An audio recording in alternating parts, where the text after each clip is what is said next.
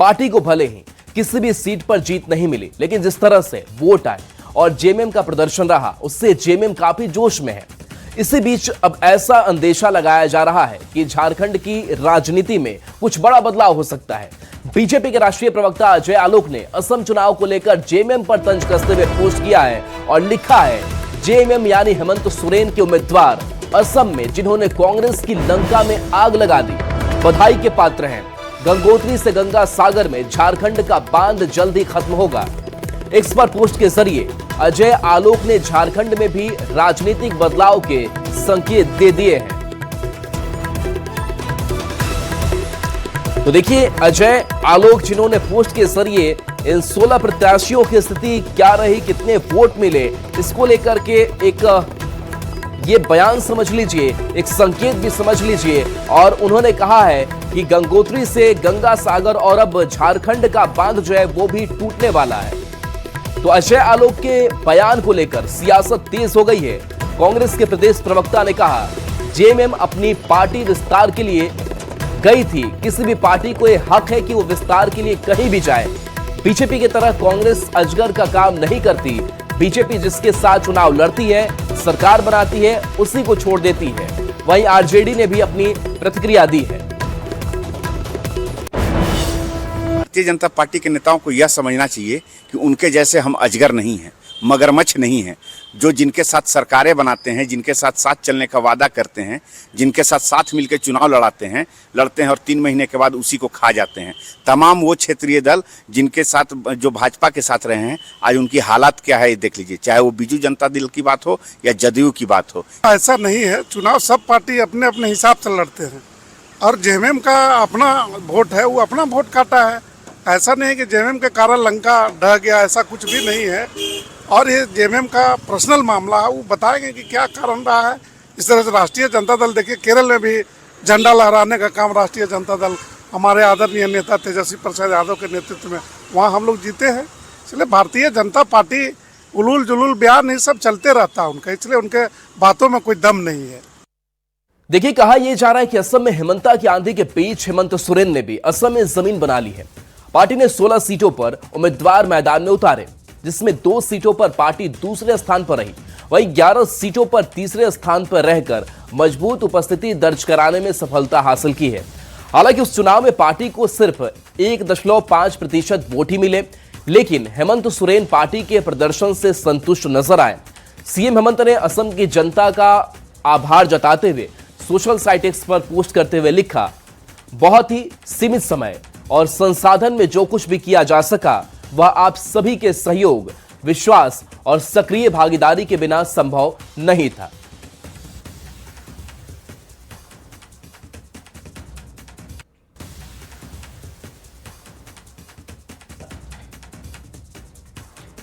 तो देखिए, ये पोस्ट जो हेमंत सोरेन ने किया है और संतुष्ट नजर आए हैं इस प्रदर्शन पर।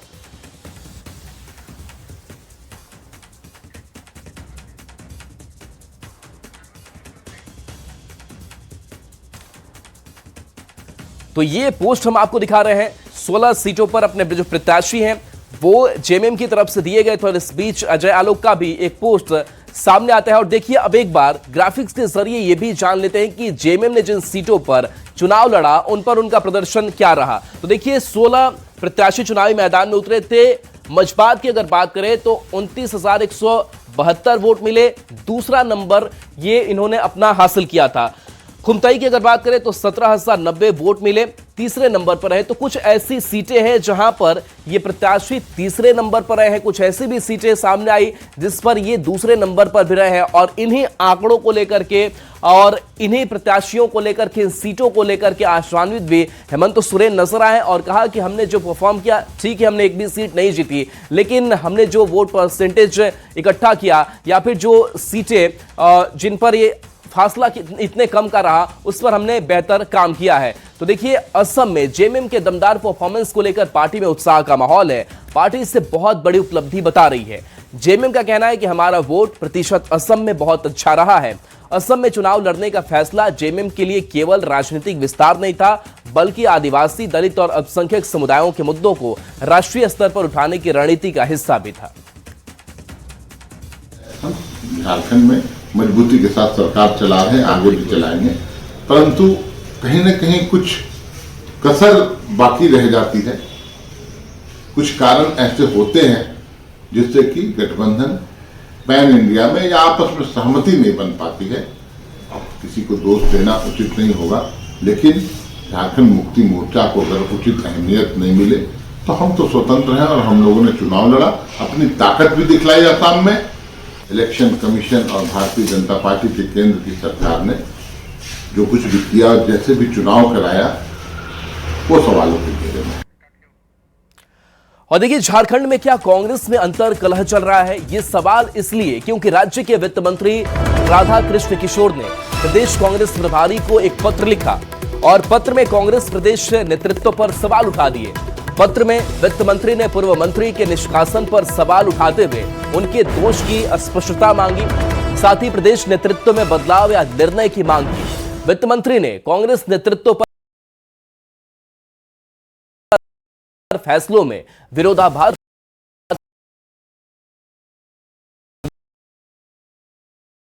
पत्र लिखा गया है और वित्त मंत्री की तरफ से यह पत्र लिखा गया है और साथ ही साथ हम आपको वो पोस्ट भी दिखा रहे हैं। और इस पोस्ट के जरिए और जो कुछ भी चल रहा है, सवाल यही कि क्या कांग्रेस एक बार फिर से इस अंतर कलह से गुजर रही है? ये सवाल मौजूद बना हुआ है। और देखिए, इस मामले पर बीजेपी ने कटाक्ष करते हुए कहा है कि कांग्रेस के अंदर सब कुछ ठीक नहीं है। कहा गया है कि बहुत कम बोलते हैं, लेकिन इस तरह का आरोप लगाना बहुत गंभीर विषय है। राधा कृष्ण किशोर जी बहुत ही सुलझे हुए व्यक्ति हैं, बहुत ही पढ़े लिखे व्यक्ति हैं और हम उनके विपक्ष में भी रहकर उनके सराहना करते हैं। तो जब उन्होंने प्रश्न उठाया है तो कांग्रेस नेतृत्व को उसको गंभीरता से लेना चाहिए, पर ये लेंगे नहीं। दुर्गति का यही कारण है कि जो राहुल गांधी कहते हैं बस वही सब कुछ होता है। वंशवाद इनके हावी होता है, वंशवाद पर आज भी बढ़ रहे हैं। एक एक परिवार से 4-4 सदस्य जो हैं इस बार कांग्रेस की जंबो जेट कमेटी में शामिल हुए हैं। तो देखिए, बीजेपी ने सवाल उठाया है और कहा है कि ये जो पत्र लिखा गया है, ये जो पोस्ट सामने आया है, वो स्पष्ट रूप से बताता है कि कांग्रेस में क्या कुछ चल रहा है। और देखिए, लगातार कई राज्यों की अगर बात करें जहां कांग्रेस इस अंतर्कलह से जूझ रही है। बढ़ते आगे, बंगाल में पहली बार बीजेपी प्रचंड जीत हासिल की है। जीत के बाद आज बंगाल चुनाव में बीजेपी के इंचार्ज रहे केंद्रीय पर्यावरण मंत्री भूपेंद्र यादव और सांसद निशिकांत दुबे देवघर पहुंचे। देवघर पहुंचने के बाद सीधे सत्संग आश्रम में आचार्य देव से मुलाकात की और आभार प्रकट किया। मौके पर सांसद निशिकांत, यह जीत प्रधानमंत्री नरेंद्र मोदी पर लोगों के भरोसा की जीत है। बंगाल की जनता जी माननीय गृह मंत्री जी की रणनीति थी। अभी आपने देखा इंचार्ज भूपेंद्र यादव सेट किया और सुनील बंसल जी वर्षों से लगे हुए थे। ये सब इन सबों की सामूहिक थी। उनके साथ मंगल पांडे जी, विप्लव देव, पूरे भाजपा के रात में। और देखिए, जमशेदपुर से बड़ी खबर, जहां हाथियों के झुंड ने तांडव मचाया है। 2 लोगों को पटक पटक कर मार डाला है। चांडिल में मुनीराम गोराई की मौत हो गई है। चाकुलिया में दुलारी मुर्मू को भी मार दिया है। हाथियों को भगाने में वन विभाग जुटा हुआ है। पीड़ित परिवार को मुआवजा दिया गया है। तो बड़ी खबर जमशेदपुर लगातार जारी है। रामगढ़ के गोला वन क्षेत्र के सूत्री के धोरधोरिया गांव में हाथियों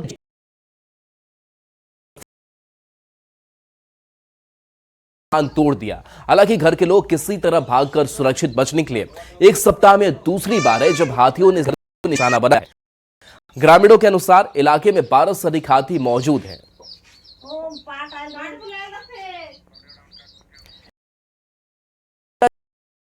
लगाए गए आईडी के विस्फोट में एक जंगली दंतैल हाथी गंभीर रूप से घायल हो गया।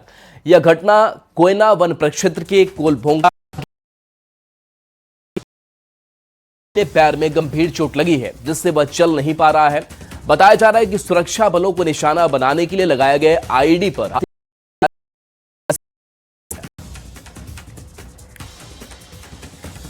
खूंटी के रनिया थाना क्षेत्र के गढ़शिदम रायमुंडा जंगल में जंगली हाथी के हमले में एक व्यक्ति मौत हो गई। मृतक की पहचान 65 साल के सामुएल पुर्ती के रूप में हुई है। बताया जा रहा है कि वे बाजार से लौट रहे थे, जंगल में पटक दिया। उनका शव 2 दिन बाद जंगल से बरामद हुआ। फिलहाल वन विभाग ने परिजनों को तत्काल 15,000 रुपए की। खबर धनबाद से है, जहां के बड़े बड़े सामुदायिक स्वास्थ्य केंद्र में स्वास्थ्य विभाग केंद्र में ऑक्सीजन के अभाव में नवजात की मौत हो गई। वहीं प्रसूता की पीड़ा को भी नजरअंदाज किया गया। इतना ही नहीं, प्रसव के दौरान मौजूद स्वास्थ्य व्यवस्था को लेकर अपने पद से इस्तीफा देने तक की बात कह डाली। परिवार वालों ने घटना के बाद अस्पताल में हंगामा के खिलाफ कार्रवाई की मांग की। सूचना मिलने पर पुलिस मौके पर पहुंची और लोगों को शांत कराते हुए जल्द कार्रवाई का भरोसा दिया। वहीं सीएससी प्रबंधन जल्द से जल्द कार्रवाई करने की बात कही है। डिलीवरी होने के बाद उसके बाद डॉक्टर की लापरवाही के कारण आज बच्चा नहीं है। कारण यही था कि समय में ऑक्सीजन नहीं मिला। ऑक्सीजन हॉस्पिटल पे अवेलेबल था ही नहीं। रेफर किया गया देविया रश्मि, वहाँ जाते जाते ही बच्चा वहाँ दम तोड़ दिया। कारण कर दिया गया, उसके बाद टोटो में मंगाया गया ऑक्सीजन भर भर के और लाके वहाँ रखा गया। यहाँ तक कि डॉक्टर को पता नहीं है कि किस तरह से रेंच कहाँ है, रेंच ला, इसको खोलो, कैसे खुलता है। ऑक्सीजन की कमी नहीं है, ऑक्सीजन की कमी नहीं है, क्योंकि अपर टेन और हम लोग ऑपरेशन भी कर रहे हैं। क्योंकि ये बाहर की एक्टिविटी ये लोग बता रहे हैं, लेकिन अंदर में बच्चे के साथ में जो हमारे डॉक्टर हमारे स्टाफ जो भी करना था, क्योंकि मेरे पास एक अल्टरनेटिव में ऑक्सीजन कॉन्सेंट्रेटर भी होता है जो कि एनबीएसयू में उसको दिया जा रहा था, लेकिन इसके बाद भी बच्चा सांस लेने में सफल नहीं था, तो हम लोग उसको रेफर करना चाहते। डिलीवरी जो कि डॉक्टर उनका भी कहना है कि ओटी में ऑक्सीजन नहीं था, जो सिलेंडर तत्काल में कम हो जाता है। हम लोग इतने मरीज आ रहे हैं कि हम लोग हर बार चेंज करना पड़ता है, तो उसके वैकल्पिक के तौर पर हम लोग ऑक्सीजन कॉन्सेंट्रेटर रखते हैं। झारखंड के स्वास्थ्य मंत्री डॉक्टर इरफान अंसारी की अपने ही विधानसभा क्षेत्र जामताड़ा में स्वास्थ्य व्यवस्था की पोल खुल गई है। न्यूज 18 की पड़ताल में जिले के सबसे बड़े सदर अस्पताल की जो तस्वीरें सामने आई है वो चौंकाने वाली है। कई डॉक्टरों का घंटों इंतजार, तो कहीं बंद पड़े एसी के बीच उमस से बेहाल मरीज। अस्पताल का आईसीयू अभी तक शुरू नहीं हो पाया है। 32 स्वीकृत पदों के मुकाबले महज 17 डॉक्टर तैनात हैं। लाइन है पर अभी तक कुछ हो ही नहीं रहा। बच्चा है, रात भर सोया नहीं है, 2 दिन से खाना नहीं खा रहा है दर्द से। एक ही डॉक्टर है, 15 को 20 को एक ही बार देख रहा। डबल डॉक्टर होना जरूरी है कि नहीं? लिख के दे रहा हो गया, जाओ, कुछ प्रॉब्लम नहीं सुनता। उससे अच्छा हम प्राइवेट में दिखाएंगे। क्या चाहिए हमको? क्या मिल रहा है झारखंड में? कुछ नहीं मिल रहा ना, पूरा भीड़ देखे घूम के जा रहे हैं। डॉक्टर एक ही को है और पूरा एकदम लाइन लगा हुआ है। एक कान का डॉक्टर भी नहीं है, कुछ भी नहीं है। यहाँ दवाई पानी मिलता नहीं है, ढंग का बाहर से लेके आना पड़ता है। वहाँ भी बाहर से भी नहीं मिलता है बोल के। कान का भी कितना दिक्कत से कौन चल रहा है। कुछ भी भरा इमरजेंसी अपने सिलेंडर कर देते हैं, अपने आप को हाथ उठा लेते हैं। हमारे यहाँ कोई सुविधा नहीं है, आप इन्हें रेफर कर देते हैं। तो हमसे पहले सदर अस्पताल का नाम करके हम चाहेंगे इनका नाम रेफर अस्पताल कर दें। दवाएं जो यहाँ पे नहीं मौजूद है, जो सप्लाई नहीं है, जरूरत पड़ता है कुछ दवाएं का, तो वो केंद्र में है, अवेलेबल है। या कुछ दवाएं जो रेयर दवाएं हैं जो नहीं सप्लाई है, उसको हॉस्पिटल से बाहर से लेना पड़ता है। जामताड़ा के डीसी आलोक कुमार ने सदर अस्पताल का औचक निरीक्षण किया और स्वास्थ्य सेवाओं की गुणवत्ता, व्यवस्थाओं और मरीजों को मिल रही सुविधाओं का जायजा लिया। इस दौरान कई लापरवाही भी सामने आई, जिस पर डीसी ने गहरी नाराजगी जाहिर की और अधिकारियों की जमकर फटकार लगाई। निरीक्षण के दौरान डीसी ने सदर अस्पताल परिसर का भ्रमण कर विभिन्न वार्डों और जांच केंद्रों का निरीक्षण किया। इस दौरान ड्यूटी रोस्टर में गड़बड़ी को देखते हुए भी कड़ी फटकार लगाई गई।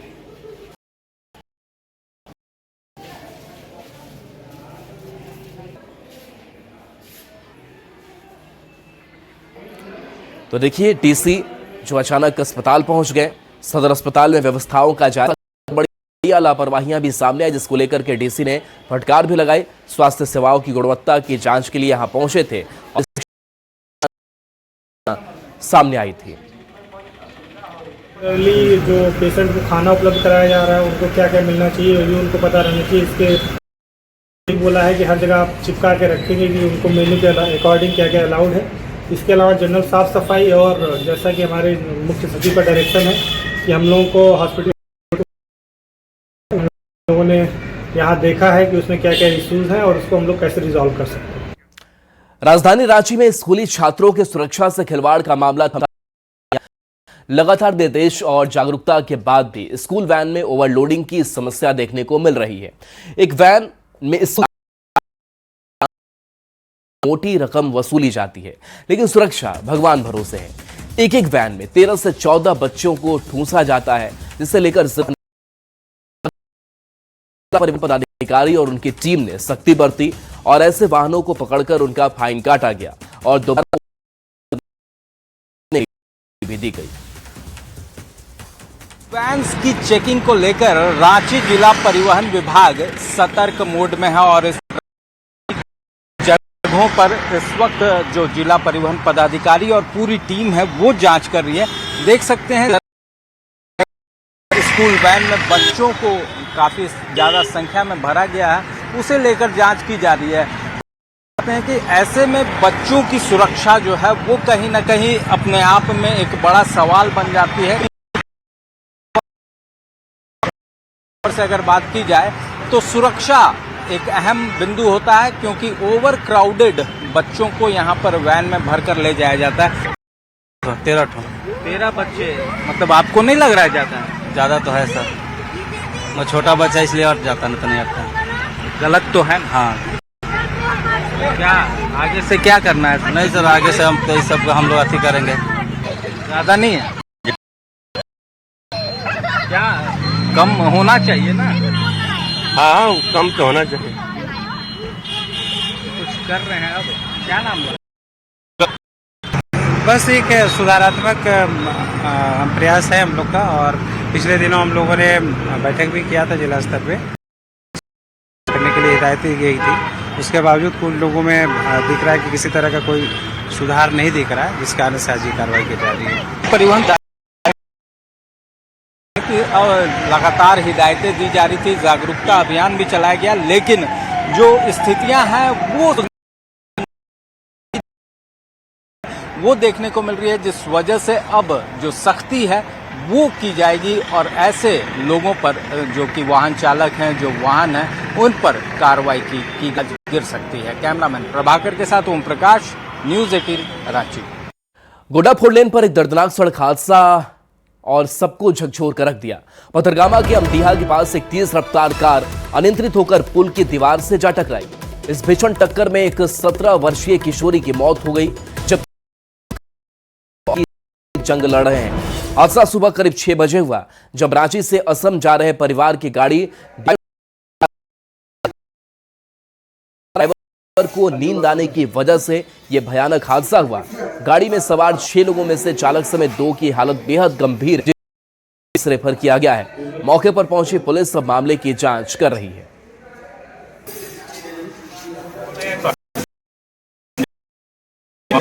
तो पता चला कि नहीं, वैसे जा रहे थे मगामा की ओर, उसके बाद फिर डिवाइडर जो है, डिवाइडर से टकरा करके उस पार में गाड़ी पलट गई, उससे फिर पलट के सीधा हो गई, डिवाइडर में मारा। वहाँ से तो हॉस्पिटल आने के बाद डॉक्टर चेक किए तब। चाईबासा में दर्दनाक सड़क हादसा हो गया। हादसे में पति की मौत हो गई तो वहीं पत्नी गंभीर रूप से घायल है। बाइक पर सवार होकर जा रहे थे, तभी बारकुंडिया गांव के पास पहुंचते ही बाइक अनियंत्रित होकर सड़क किनारे पुलिया से टकरा गई। टक्कर इतनी तेज थी कि बाइक चला रहा व्यक्ति पुलिया के नीचे जा गिरा, जिसको अस्पताल ले जाते समय मौत हो गई, जबकि पत्नी हादसे में बुरी तरह जख्मी हो गई।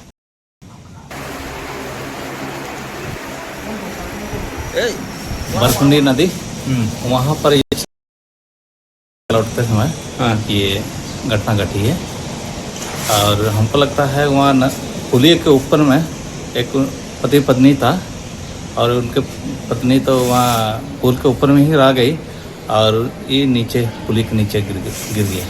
और खूंटी को लिबेरा स्टेट हाईवे पर कार ने बच्चे को टक्कर मार दी, जिसमें बच्चे की मौत हो गई है। 8 साल का बच्चा,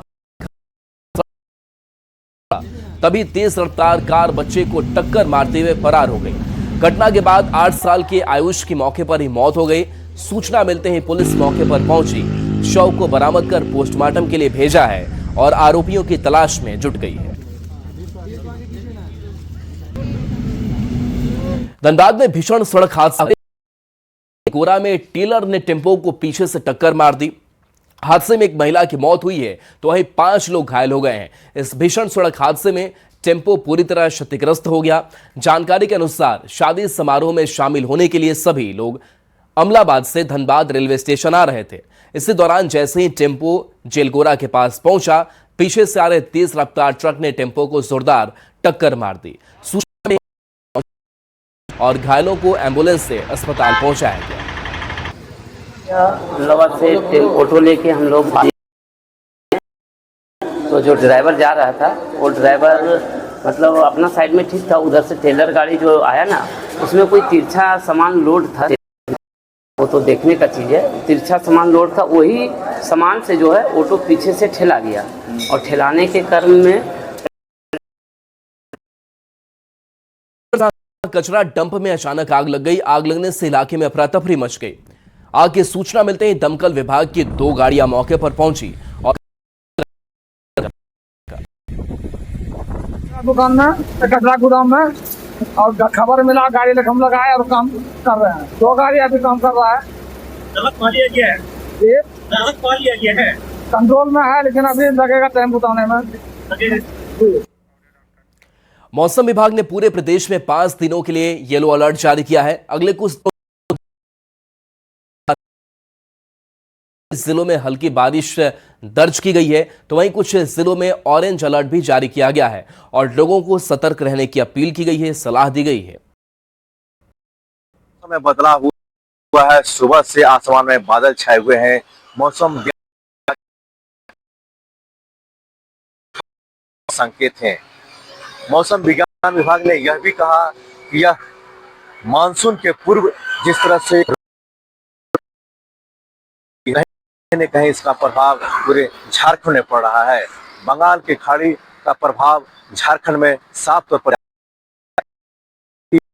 इस तरह से पिछले 4 दिनों से झारखंड के कई इलाकों में बारिश हो रही है, उसको लेकर ऑरेंज और येलो अलर्ट